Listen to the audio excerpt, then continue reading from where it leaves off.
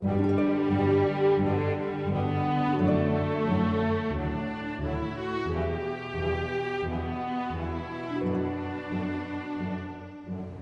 this is Darrell Densford, and I'm at the Chapel of the Four Chaplains at the Navy Yard in Philadelphia. I'm here because this year is the 80th anniversary of the sinking of the USAT Dorchester, which included the four chaplains who heroically took care of other soldiers and sailors before they finally went down and lost their lives with the sinking of the ship. I wanted to share with you a video produced a year or so ago about the four chaplains. On this 80th anniversary, I think it's even more significant as we consider the selfless sacrifice and the cooperation. They were of different faiths, Jewish, Catholic, Protestant, and they cooperated to save lives, to be a blessing, to minister to others. So watch this video now and let it be an encouragement to you as we remember the four chaplains. On this day in Chaplain Corps History, 3 February 1943, we remember the four chaplains who died on the USAT Dorchester when it was sunk by a German submarine.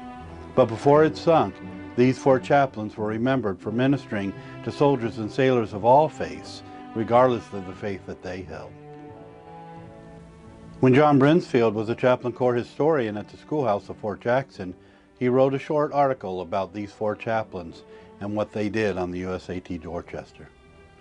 It was February 3rd, 1943, and the U.S. Army Transport Dorchester was one of 3 ships in a convoy moving across the Atlantic from Newfoundland to an American base in Greenland. A converted luxury liner, the Dorchester was crowded to capacity, carrying 902 servicemen, merchant seamen, and civilian workers. It was only 150 miles from its destination when shortly after midnight an officer aboard the German submarine U-2 spotted it.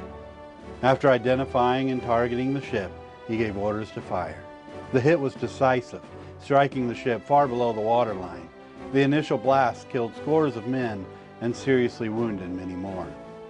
Others, stunned by the explosion, were groping in the darkness. Panic and chaos quickly set in.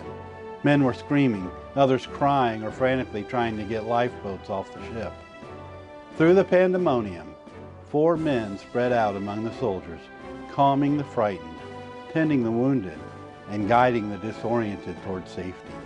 They were 4 Army chaplains: Lieutenant George Fox, a Methodist minister; Lieutenant Alexander Goode, a Jewish rabbi; Lieutenant John Washington, a Roman Catholic priest; and Lieutenant Clark Poling, a Dutch Reformed minister. Quickly and quietly, the 4 chaplains worked to bring calm to the men.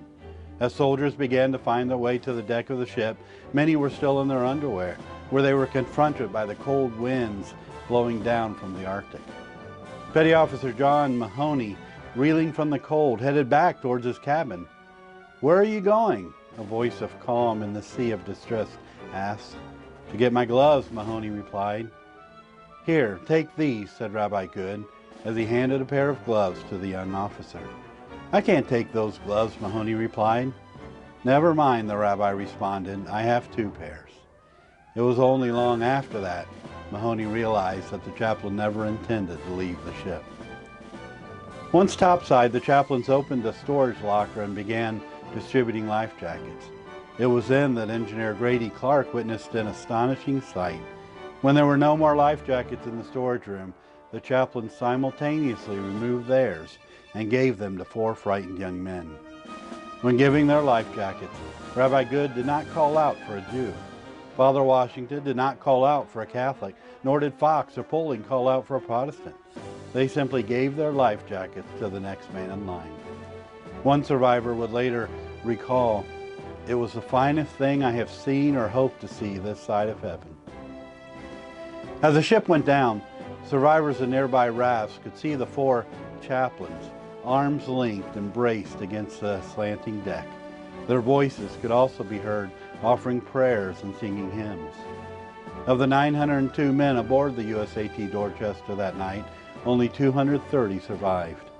Before boarding the Dorchester back in January, Chaplain Poling had asked his father to pray for him.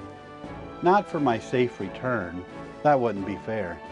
Just pray that I shall do my duty, never be a coward, and have the strength, courage, and understanding of men." Just pray that I shall be adequate.